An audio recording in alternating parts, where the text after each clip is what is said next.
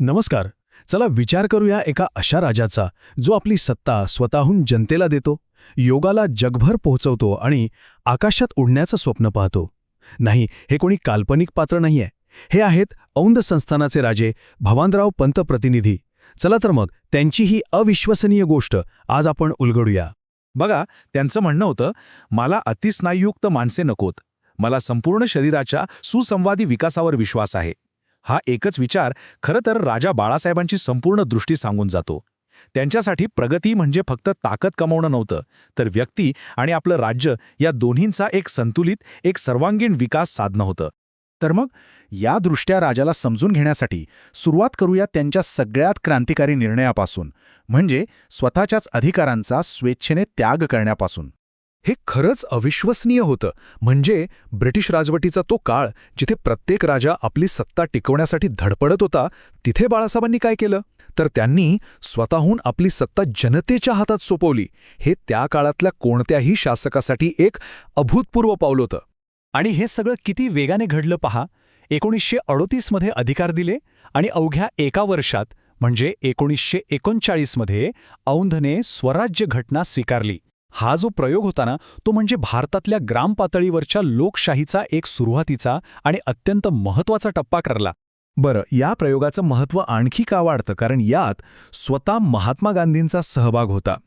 गांधीजींची जी ग्रामराज्य किंवा खेड्यांचं स्वराज्य ही संकल्पना होती, तिला प्रत्यक्षात आणण्यासाठी औंध जणू एक प्रयोगशाळाच बनलं होतं. त्यांनी स्वतः या घटनेचा मसुदा तयार करायला मदत केली होती.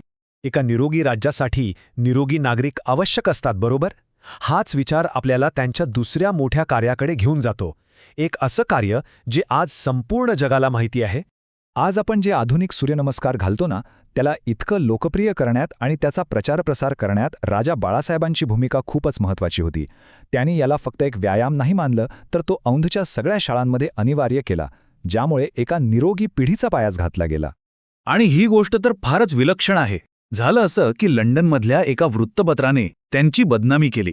त्यांनी त्यांच्यावर खटला दाखल केला आणि खटला जिंकल्यावर जी काही नुकसान भरपाई मिळाली, त्या पैशातून त्यांनी तब्बल 14 वर्ष भारतभर सूर्यनमस्काराचा प्रसार करण्यासाठी शिक्षक नेमले. म्हणजे बघा, एका नकारात्मक घटनेचं त्यांनी किती सकारात्मक चळवळीत रूपांतर केलं. पण त्यांची दृष्टी फक्त राजकारण आणि शारीरिक आरोग्यापुरती मर्यादित नव्हती. नाही, ते एका आधुनिक, प्रगतिशील राज्याचे समर्थित निर्माते होते. त्यांची प्रगतीची व्याख्या खूपच व्यापक होती. एका बाजूला त्यांनी किर्लोस्कर आणि ओघले ग्लासवर्क सारख्या उद्योगांना पाठिंबा दिला, तर दुसऱ्या बाजूला अस्पृश्यता निवारणासारखे धाडसी सामाजिक सुधारणांचे कायदे केले. शिक्षण तर त्यांनी सगळ्यांसाठी खुलं केलं, तेही मोफत आणि सक्तीचं. कलेचं महत्त्व ओळखून एक उत्तम संग्रहालय उभारलं आणि ह्या सगळ्यातून वेळ काढून ते स्वतः एक कुशल चित्रकार आणि लेखक म्हणूनही ओळखले जायचे. आता जमिनीवरची त्यांची दूरदृष्टी तर आपण पाहिली. चला आता बघूया की हीच दृष्टी थेट आकाशापर्यंत कशी पोहोचली. ते साल होतं 1928. भारतात इंडियन ग्लायडिंग असोसिएशनची स्थापना झाली आणि या नव्या धाडसी चळवळीला पाठिंबा देणाऱ्या पहिल्या काही व्यक्तींमध्ये औंधच्या राजांचा समावेश होता. त्यांनी भारतातल्या ह्या ग्लायडिंग चळवळीला चालना देण्यासाठी त्या काळी तब्बल 5,000 रुपयांची देणगी दिली होती. आता ही रक्कम त्या काळात खूपच मोठी होती, जी ह्या क्षेत्रातली त्यांची आवड किती जबरदस्त होती हे दाखवते. आणि त्यांच्या त्या देणगीमुळेच हे शक्य झालं. त्या पैशांमधून भारतातल्या पहिल्या प्रायमरी ग्लायडरची ब्ल्यूप्रिंट्स आणि त्यासाठी लागणारं सगळं साहित्य खरेदी करण्यात आलं. भारताच्या हवाई प्रवासाची ही जणू पहिली पायरी होती.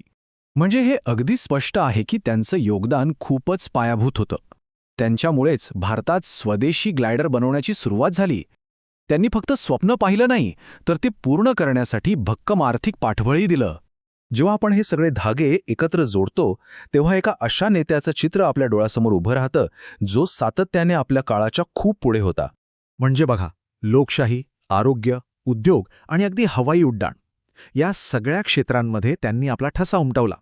म्हणूनच त्यांचा वारसा हा केवळ सत्तेचा नाही, तर तो सक्षमीकरणाचा आहे, आरोग्याचा आहे आणि खऱ्या प्रगतीचा आहे. आणि शेवटी हा एक प्रश्न उरतोच की कुठल्याही नेत्याचं मोठेपण कशात मोजावं? त्यांनी बांधलेल्या साम्राज्यात की त्यांनी दिलेल्या अधिकारात, याचा विचार नक्की करायला हवा.